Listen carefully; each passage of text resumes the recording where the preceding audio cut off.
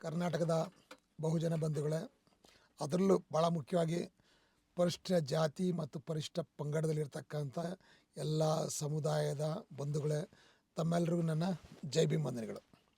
ಬಂಧುಗಳೇ, ಈಗ ನಡೀತಕ್ಕಂಥ ಒಳ ಮೀಸಲಾತಿ ವಿವಾದವನ್ನು ಕಂಡಂಥ ಅನೇಕ ಬಂಧುಗಳು ಏನು ಕೇಳ್ತಾರೆ ಅಂದರೆ, ಸರ್ ಇದಕ್ಕೇನಾದರೂ ಒಂದು ಅಲ್ಟಿಮೇಟ್ ಸೊಲ್ಯೂಷನ್ ಇದೆಯಾ ಅಂತ ಕೇಳ್ತಾರೆ. ನಾನು ಅವ್ರಿಗೆ ಹೇಳೋದೇನೆಂದರೆ, ನಿಮಗೊಂದು ಅಲ್ಟಿಮೇಟ್ ವಿಷನ್ ಇತ್ತಂದರೆ ಖಂಡಿತವಾಗ್ಲೂ ಅಲ್ಟಿಮೇಟ್ ಸೊಲ್ಯೂಷನ್ ಸಿಗುತ್ತೆ. ಹಾಗಂದ್ರೆ ಏನು ಸರ್ ಅಂದರೆ, ಬಾಬಾ ಸಾಹೇಬ್ ಅಂಬೇಡ್ಕರ್ ದೃಷ್ಟಿ ನಿಮಗಿತ್ತಂತ ಹೇಳಿದ್ರೆ ಖಂಡಿತವಾಗ್ಲೂ ಇದಕ್ಕೆ ಸೊಲ್ಯೂಷನ್ ಸಿಗುತ್ತೆ. ಮಾನ್ಯವಾರ್ ಕಾಂಶಿರಾಮ್ ಸಾಹೇಬರಿಗೆ ಆ ದೃಷ್ಟಿ ಇತ್ತು. ಆದ್ದರಿಂದ ಸರಳವಾಗಿ ಒಂದೇ ಮಾತಲ್ಲಿ ಹೇಳಿದ್ರು, ರಿಸರ್ವೇಷನ್ ಕೇಳೋರಾಗಬೇಡ್ರಿ, ರಿಸರ್ವೇಷನ್ ಕೊಡೋರಾಗಿ ಅಂತ ಹೇಳಿದ್ರು. ಇದು ಭಾಳ ದೊಡ್ಡ ಮಾತು, ಭಾಳ ದೊಡ್ಡ ವಿಚಾರ ಇದು, ಮತ್ತು ಭಾಳ ದೊಡ್ಡ ಕೆಲಸ ಇದು. ಹಾಗಾಗಿ ನಮಗೆ ಸ್ವಲ್ಪ ಕಷ್ಟ ಆಗುತ್ತೆ ಇದನ್ನ ಜೀರ್ಣ ಮಾಡ್ಕೊಳ್ಳೋದು. ಅದು ಸ್ವತಃ ಬಾಬಾ ಸಾಹೇಬ್ ಅಂಬೇಡ್ಕರ್ರು ತಮ್ಮೆಲ್ಲರ ಸಮಸ್ಯೆಗಳಿಗೆ ಪರಿಹಾರ ಎಲ್ಲಿದೆ, ಹೇಗಿದೆ ಅಂತ ಹೇಳಿದ್ರೆ ಗೊತ್ತಾ? ಕೇವಲ ಹೊಲೆರಷ್ಟೇ ಹೋರಾಟ ಮಾಡಿದ್ರೆ ನಮಗೆ ಪರಿಹಾರ ಸಿಗೋಲ್ಲ. ಕೆಲವರು ಮಾತಾಡೋದನ್ನ ಕೇಳಿದ್ದೀನಿ, ಹೊಲೆರೇ ಒಂದಾಗ್ರಿ ದೇಶ ಆಳೋಕ್ಕೆ ಮುಂದಾಗ್ರಿ, ಮಾದಿಗರೇ ಒಂದಾಗ್ರಿ ದೇಶ ಆಳೋಕ್ಕೆ ಮುಂದಾಗ್ರಿ ಅಂತ. ಬುದ್ಧಿ ಇರೋರು ಹೇಳೋ ಮಾತಾ ಇವೆಲ್ಲನೂ? ಯಾವುದೋ ಒಂದೆರಡು ಜಾತಿ ಒಂದಾಗ್ಬಿಡೋಕ್ಕೆ ಸಾಧ್ಯನಾ? ಆ ಥರ ಆಗಿರ್ತಕ್ಕಂಥ ಉದಾಹರಣೆ ಎಲ್ಲಾದರೂ ಉಂಟಾ? ನೀವು 10 ಜಾತಿಗಳು ಒಂದು ಸೇರೋದಕ್ಕೆ ಕಷ್ಟ ಅಂಥೇಳಿ ಒಂದು ಜಾತಿನ ಕೂಡಿಸ್ಕೊಂಡ್ಬಿಟ್ರೆ ನಾವು ಪರ್ಫೆಕ್ಟ್ ಆಗ್ತೀವಿ ಅಂದರೆ, ಒಂದು ಜಾತಿ ಒಳಗಡೆ 108 ಪಂಗಡ ಇದೆ, 108 ಭಾಗಗಳು ಆಗ್ತವೆ. ಇದು ವಾಸ್ತವಾಂಶ. ಇದಕ್ಕೆ ಬಾಬಾ ಸಾಹೇಬ್ ಅಂಬೇಡ್ಕರ್ ಇದ್ರ ಬಗ್ಗೆ ಗೊತ್ತಿದ್ದರಿಂದ ಅವ್ರು ಮಾಡಿದಂಥ ಒಂದೆರಡು ಪ್ರಯತ್ನಗಳನ್ನ ನೋಡಿ ನಮ್ಮೆಲ್ಲ ಸಮಸ್ಯೆಗಳು ಬಗೆಹರಿಬೇಕಂತ ಹೇಳಿದ್ರೆ, ಮೊದಲನೇದಾಗಿ ನಾವು ಸರ್ಕಾರದ ಗದ್ದುಗೆಗೆ ಲಗ್ಗೆ ಆಗ್ತಕ್ಕಂಥ ಕೆಪಾಸಿಟಿ ಇದೆ ಅಂತೇಳಿ ನಮಗೆ ಗೊತ್ತಾಗಬೇಕು ಮೊದಲು, ಮತ್ತು ನಮ್ಮ ಶತ್ರುಗಳಿಗೆ ಅದು ಗೊತ್ತಾಗಬೇಕು. 3% ಇರ್ತಕ್ಕಂಥವರು ಅತ್ಯಧಿಕ ಕಾಲ ಕೇಂದ್ರದಲ್ಲಿ ಹಾಗೂ ಅನೇಕ ರಾಜ್ಯಗಳಲ್ಲಿ ಆಳ್ತಾ ಇದ್ದಾರೆ ಅಂತ ಹೇಳಿದ್ರೆ, 20-25% ಇರ್ತಕ್ಕಂಥವ್ರು ನಮ್ಮ ಕೈಯಲ್ಲಿ ಯಾಕೆ ಆಗ್ತಾಯಿಲ್ಲ? ನಾವು ಅವ್ರ ಮೇಲೆ ಕೂರಿಸ್ಬಿಟ್ಟು ಇನ್ನೂ ನಾವು ಬೇಡ್ತಾ ಇದ್ದೀವಲ್ಲ. ಎಲ್ಲಿ ತನಕ ಅವ್ರ ಮೇಲೆ ಇರ್ತಾರೋ, ಕೊಡೋ ಜಾಗದಲ್ಲಿ ಇರ್ತಾರೋ, ಅಲ್ಲಿ ತನಕ ನಮ್ಮ ಸಮಸ್ಯೆಗಳು ಬಗೆಹರಿಯಲ್ಲ. ಯಾಕಂದರೆ ನಮ್ಮ ಸಮಸ್ಯೆಗಳೆಲ್ಲ ಬಗೆಹರಿಸ್ಬಿಟ್ರೆ ಅವ್ರ ಹತ್ರ ಬೇಡವ್ರು ಯಾರು? ನೀವು ಬೇಡ್ತಾ ಇರಬೇಕು, ಅವರು ಅಲ್ಲಿಗಳಿತಾ ಇರಬೇಕು, ಕೊಡ್ತೀನಿ ಅಂತ ಸತಾಯಿಸ್ತಾ ಇರಬೇಕು. ಇದು ಅವರಿಗೆ ಇಷ್ಟವಾದಂಥ ಆಟ. ಈ ಆಟ ಅವ್ರು ಆಡ್ತಕ್ಕಂಥ ಈ ಆಟ, ಇದ್ರ ಬಗ್ಗೆ ಗೊತ್ತಿಲ್ಲದೆ ನಾವೇನು ತಿಳ್ಕೊಂಡಿದ್ದೀವಿ, ನಮಗೆ ಸಿಗ್ತಾ ಇರೋದಕ್ಕೆ ಹೊಲೆಯರಿಗೆ ಸಿಗ್ತಾ ಇರೋದಕ್ಕೆ ಮಾದ್ರ ಕಾರಣ, ಮಾದ್ರ ಸಿಗ್ತಾ ಇರೋದಕ್ಕೆ ಹೊಲೆಯರ ಕಾರಣ, ಇವರಿಬ್ಬರಿಗೆ ಸಿಗದೇ ಇರೋದಕ್ಕೆ ಬೋವಿಲ್ಲ ಅಮ್ಮಾಣಿ ಕೊರ್ಚರ ಕಾರಣ ಅಂತ ನಮ್ಮಲ್ಲೇ ನಾವು ನಮ್ಮ ಶತ್ರುಗಳನ್ನ ಹುಡುಕ್ತಾ ಇದ್ದೀವಿ. ಇದಕ್ಕೆ ಬಾಬಾ ಸಾಹೇಬ್ ಅಂಬೇಡ್ಕರ್ ಅವ್ರ ಜೀವಿತ ಕಾಲದಲ್ಲೇ ಅವ್ರು ಹೇಳಿದ್ದೇನೆಂದರೆ, ಎಲ್ಲಿ ತನಕ ನಾವು ಒಂದಾಗೋದಿಲ್ಲ ಅಲ್ಲಿ ತನಕ ಯಾವ ಪರಿಹಾರನೂ ಇಲ್ಲ ಇಲ್ಲಿ. ನೋಡಿ, ಅವ್ರು ಹೇಳ್ತಾರೆ, the challenges before you are like the Himalayas. I am going to bang my head against these Himalayas. Please remember that even if I am not able to bring down the Himalayas, you my 7 crore people, on witnessing my bloodied head, would be ready to sacrifice your lives to bring the Himalayas down. However, if you continue to encourage the hostile feelings among yourselves, then not only I, but even God will not be able to help you. ನನ್ನ ಮುಂದೆ ಇರ್ತಕ್ಕಂಥ ಸವಾಲುಗಳು ಹೆಂಗಿದೆ ಅಂದರೆ, ದೊಡ್ಡ ಹಿಮಾಲಯದ ಗಾತ್ರದಲ್ಲಿದೆ. ನಾನು ಈ ಹಿಮಾಲಯವನ್ನು ನನ್ನ ನೆತ್ತಿಯಿಂದ ಹಣೆಯಿಂದ ಗುದ್ದಿ ಬೀಳಿಸೋದಕ್ಕೆ ಪ್ರಯತ್ನ ಮಾಡ್ತಾಯಿದ್ದೀನಿ. ನನಗೆ ಗೊತ್ತು ಇದಾಗೋದಿಲ್ಲ ಅಂತ. ಆದರೆ ಒಂದು ಗಮನದಲ್ಲಿ ಇಟ್ಕೊಳ್ಳಿ, ಈ ಹಿಮಾಲಯವನ್ನು ಗುದ್ದಿ ನಾನು ಬಡ್ದಾಡ್ತಾ ಇರಬೇಕಾದ್ರೆ ನನ್ನ ಹಣೆಯಲ್ಲಿ ಚಿಮ್ತಕ್ಕಂಥ ರಕ್ತ ನೋಡಿ 7 ಕೋಟಿ ಜನಸಂಖ್ಯೆ ಇರ್ತಕ್ಕಂಥವ್ರು ನೀವು ನಂತರ ಎಲ್ಲ ರೀತಿಯ ತ್ಯಾಗ ಮಾಡೋಕ್ಕೆ ನನ್ನಂತೆ ನನ್ನ ಹಿಂದೆ ಬರ್ತೀರಾ ನೀವು, ಅದು ನನಗೆ ಗೊತ್ತಿದೆ. ಆದರೆ ನಿಮ್ಮಲ್ಲಿ ದೇಶಪೂರಿತವಾದ ಭಾವನೆ, ಪರಸ್ಪರ ತಿರಸ್ಕಾರದ ಭಾವನೆ ತುಂಬಿಕೊಂಡಿರ್ಬೇಕಾದ್ರೆ ನಾನಲ್ಲ, ಆ ಭಗವಂತ ಬಂದರೂ ಸಹಿತ ನಿಮ್ಮನ್ನು ಯಾರೂ ರಕ್ಷಣೆ ಮಾಡೋಕ್ಕಾಗಲ್ಲ ಅಂತ ಹೇಳಿದ್ರು. ಇವತ್ತೇನಾಗ್ತಾಯಿದೆ? ಇದೇ ಆಗ್ತಾ ಇರೋದು. ಸೊ ಪರಿಶಿಷ್ಟ ಜಾತಿಗಳು, ಅದರಲ್ಲಿ ಮುಖ್ಯವಾಗಿ ಅಸ್ಪೃಶ್ಯರು ನಾವೇ ಒಂದಾಗದೆ, ಇನ್ನು ಉಳಿದವರು ಸ್ಪರ್ಶರು ಬೇರೆ, ಅವ್ರನ್ನ ಪಟ್ಟಿನ ತೆಗೀರಿ ಅಂತ ಈ ಥರ ಮಾತುಗಳು ಹೇಳ್ತಾ ಇದ್ರೆ ಅವ್ರು ಹೆಂಗೆ ನಿಮ್ಮೊಟ್ಟಿಗೆ ಬರಲಿಕ್ಕೆ ಸಾಧ್ಯ? ನೀವು ಹೇಳ್ತೀರಾ ಈಗ ಸರ್ ನಾವು ಟಚಬಲ್ಸ್ ಎಲ್ಲ ಒಂದು ಅನ್ಟಚಬಲ್ಸ್ ಹೊರಗೆ ಹಾಕ್ಬೇಕಂತ. ಇದು ಬಾಬಾ ಸಾಹೇಬ್ ಹೇಳಿದ್ದಾರೆ ನೋಡಿ. ಬಾಬಾ ಸಾಹೇಬ್ ಅಂಬೇಡ್ಕರ್ರು ಎಂಥ ಅದ್ಭುತವಾದ ಮಾತನ್ನು ಹೇಳ್ತಾರೆ ಅಂತ ಹೇಳಿದ್ರೆ, ಇಂಗ್ಲೀಷಲ್ಲಿದ್ದೇನೆ, ಅದು ಕನ್ನಡದಲ್ಲಿ ಹೇಳ್ತಾ ಇದ್ದೀನಿ ನಿಮಗೆ. ಸ್ವತಂತ್ರ ಭಾರತದ ಸಂವಿಧಾನವು ಹಿಂದುಳಿದ ವರ್ಗಗಳನ್ನು, ಪರಿಷ್ಠ ಜಾತಿಗಳನ್ನು ಮತ್ತು ಪಂಗಡಗಳನ್ನು ಈ ದೇಶದ ದೊರೆಗಳನ್ನಾಗಿ ಮಾಡಿದೆ. ದೊರೆಗಳನ್ನು ಮಾಡುತ್ತೆ ಅಂತ ಹೇಳಿಲ್ಲ, ಮಾಡಿಬಿಟ್ಟಿದೆ ಆಗ್ಲೇ. ಯಾಕಂದ್ರೆ ನಿಮ್ಮೆಲ್ರಿಗೂ ಓಟಿದೆ, ಹೆಚ್ಚಿನ ಸಂಖ್ಯೆಯಲ್ಲಿದ್ದೀರಾ, ಅಡ್ಡುಮಡಿಗೆ ನೀವು ದೊರೆನೇ. ಆದರೆ ಏನಾಗಿದೆ, ಅಲ್ಪಸಂಖ್ಯಾತರಾಗಿರುವ ಜಾತಿಯ ಹಿಂದೂಗಳು ತಮ್ಮನ್ನು ತಾವು ಈ ದೇಶದ ಆಳುವ ದೊರೆಗಳನ್ನಾಗಿ ಮಾಡಿಕೊಂಡಿದ್ದಾರೆ. ಹಿಂದುಳಿದ ವರ್ಗಗಳು ಮತ್ತು ಪರಿಷ್ಠ ಪಂಗಡಗಳಲ್ಲಿನ ಪ್ರಜ್ಞಾವಂತಿಕೆಯ ಕೊರತೆಯ ಕಾರಣದಿಂದಾಗಿ ಅವರು ಈ ಅಲ್ಪಸಂಖ್ಯಾತ ಹಿಂದೂಗಳ ಪಿತೂರಿಗಳಿಗೆ ಬಲಿಯಾಗಿ ತಾವೇ ಮಾಲೀಕರಾಗುವುದರ ಬದಲು ಹಿಂದೂಗಳ ಗುಲಾಮರಾಗಿ ಮುಂದುವರಿಯುವುದು ನಾವು ನೋಡ್ತಾ ಇದ್ವಿ. ಮತ್ತು ಇದುವೇ ನಮ್ಮ ಶೆಡ್ಯೂಲ್ ಕಾಸ್ಟ್ ಫೆಡರೇಷನ್ನ ಭಾಳ ದೊಡ್ಡ ಆತಂಕವಾಗಿದೆ. ಈ ವರ್ಗಗಳು ತಮ್ಮ ಸ್ವಂತ ಕಾಲ ಮೇಲೆ ನಿಲ್ಲುವುದಕ್ಕೆ ಸಹಾಯ ಮಾಡುವುದು ಶೆಡ್ಯೂಲ್ ಕಾಸ್ಟ್ ಫೆಡರೇಷನ್ನ ಮೊಟ್ಟ ಮೊದಲ ಕಾಳಜಿಯಾಗಿದೆ.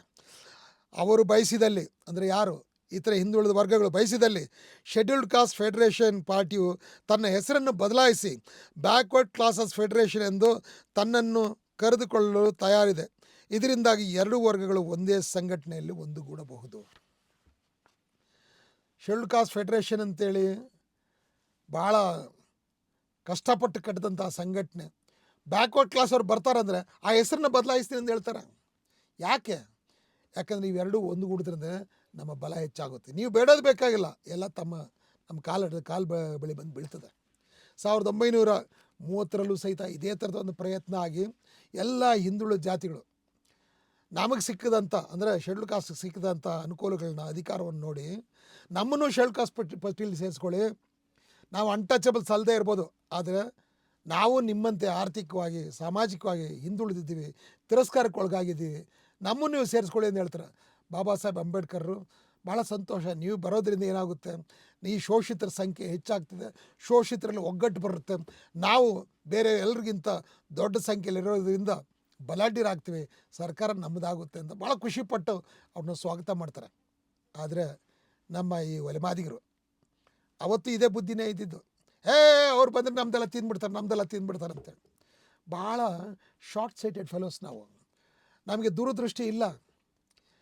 ಯಾರೋ ಹಾಕಿದ ಭಿಕ್ಷೆಯಲ್ಲಿ ನಾವು ಕಿತ್ತಾಡಕ್ಕೆ ಹೋಗ್ತೇವೆ ವಿನ ನಾವೇ ಅಡುಗೆ ಮಾಡಬಹುದು, ಆ ಶಕ್ತಿ ನಮಗಿದೆ, ಆ ಅವಕಾಶ ನಮಗಿದೆ ಅಂತ ತಿಳ್ಕೊಳ್ಳೋಕ್ಕೆ ಹೋಗಿಲ್ಲ.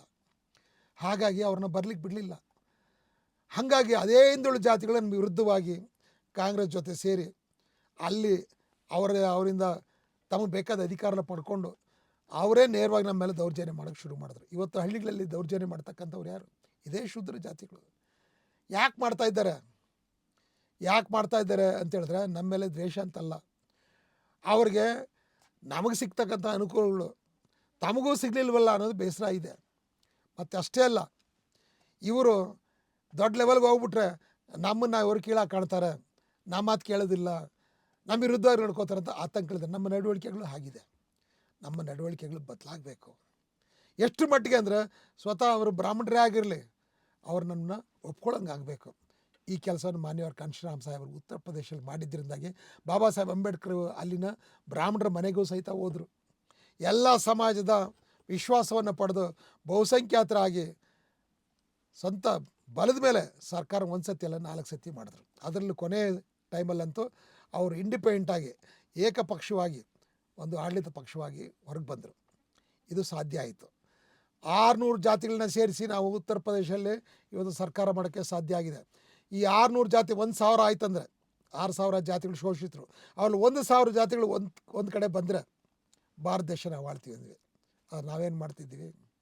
ಇರೋ 101 ಅದನ್ನು 2001 ಮಾಡೋದಕ್ಕೆ ಹೆಂಗೆ ಅಂತ ಆಲೋಚನೆ ಮಾಡ್ತಾಯಿದ್ದೀವಿ. 101 ಜಾತಿಗಳಿದೆ, ಅದರದ್ದು 2000 ಜಾತಿಗಳು ಮಾಡೋದು ಹೆಂಗೆ? ನಮ್ಮಲ್ಲೇ ಹೊಡೆದಾಡ್ತೀವಿ. ಜಾತಿ ಹೆಸರಲ್ಲಿ, ಭಾಷೆ ಹೆಸರಲ್ಲಿ, ಪ್ರದೇಶದ ಹೆಸರಲ್ಲಿ, ಸಂಸ್ಕೃತಿ ಹೆಸರಲ್ಲಿ ಬೇರೆ ಬೇರೆ ಬಡದಾಡೋದಕ್ಕೆ, ಬೇರ್ಪಡೆ ಆಗೋದಕ್ಕೆ ಕಾರಣ ಬೇಕಂತಿಲ್ಲ, ಕಾರಣನ ಹುಡ್ಕೋತೀವಿ. ಈ ಸ್ವಭಾವ ಇದು ಗುಲಾಮರ ಸ್ವಭಾವ. ಈ ಗುಲಾಮರ ಸ್ವಭಾವ ಬಿಡೋವರೆಗೂ ನಾವು ನಮ್ಮ ಸಮಸ್ಯೆಗಳಿಂದ ಮುಕ್ತರಾಗೋದಕ್ಕೆ ಸಾಧ್ಯನೇ ಇಲ್ಲ. ಇದು ಇಲ್ಲಿ ಇರ್ತಕ್ಕಂಥ ಮನುವಾದಿಗಳಿಗೆ ಗೊತ್ತಿದೆ, ಅವ್ರು ಅದನ್ನ ಬಳಸ್ಕೊತಿದ್ದಾರೆ. ಸಾರ್ ಅವ್ರು ನಮ್ಮನ್ನು ಹೊಡೆದಾಕ್ಬಿಟ್ರು, ಅವ್ರು ಹೆಂಗೆ ಹೊಡಿಯೋಕ್ಕೆ ಸಾಧ್ಯ? ನಿಮ್ಮಲ್ಲಿ ಬಿರ್ಕಿದ್ರೆ ತಾನೇ ಅವ್ರು ಹೊಡಿಯೋಕ್ಕೆ ಸಾಧ್ಯ. ನಿಮ್ಮಲ್ಲಿ ಬಿರ್ಕಿಲ್ದೆ ನೀವು ಗಟ್ಟಿಯಾಗಿ ಒಗ್ಗಟ್ಟಾಗಿದ್ರೆ ನಿಮ್ಮನ್ನು ಯಾವನ ಹೊಡಿಯೋಕ್ಕಾಗುತ್ತೆ? ಅವರು ಹೊಡೆದು ನೀವು ಹೊಡೆಸ್ಕೊಳ್ತಕ್ಕಂಥ ದುರ್ಬಲರ ನೀವು ನಿಮ್ಮಲ್ಲೇ ಹೊಡ್ಕೊಳ್ತಾ ಇರೋದ್ರಿಂದ ಅವ್ರನ್ನ ಬಳಸ್ಕೊತಾ ಇದ್ದಾರೆ ಅಷ್ಟೇ. ಅದು ಅವ್ರ ತಪ್ಪಲ್ಲ, ಅದು ನಮ್ಮ ತಪ್ಪು.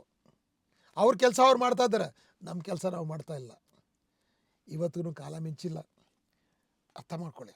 ಬಾಬಾ ಸಾಹೇಬ್ರ ದೃಷ್ಟಿಯಲ್ಲಿ ನೋಡಿ. Develop the vision of Baba Saheb Ambedkar. ಬಾಬಾ ಸಾಹೇಬ್ರಿಗೆ ಆ ಕನಸಿತ್ತು, ಬಾಬಾ ಸಾಹೇಬ್ರ ಕಣ್ಣಲ್ಲಿ ಆ ಕನಸಿತ್ತು, ನನ್ನ ಜನ ಈ ದೇಶ ಆಳೋದನ್ನು ನೋಡಬೇಕು ಅಂತೇಳಿ.